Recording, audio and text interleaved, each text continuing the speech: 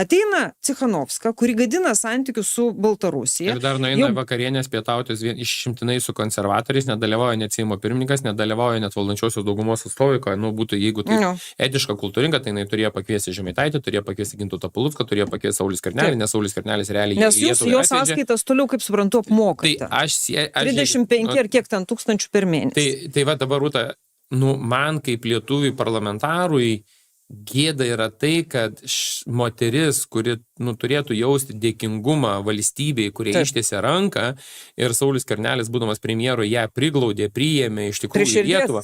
Iš tikrųjų, Saulius tikrai daug padarė tuo metu kaip premjeras, tai čia nėra, matyt, ko čia net nėra, kad ginčytis. O tą bobą mes išlaikome. Tai Rūta, net čia esmė jūs vėl praleidot. Esmė, kad parlamente kalbėjo žmogus, kuris Lietuvoje gyvena 5 metus. Pirmus 7 sakinius pasakė lietuviškai, o visą kitą vėl toliau žvelebesavo savo kalbą.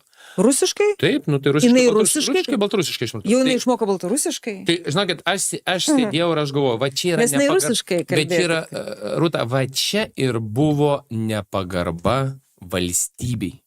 Moka milžiniškus pinigus. Vaikai lanko išimtinai jos pačias brangiausias mokyklas. Apsauga duota, biurą mes išlaikom. Negana to, Švietimo ir mokslo ministerija Baltarusijos programas tvirtina ir Cichanovskė kartu dalyvauja. Nepagarba valstybei.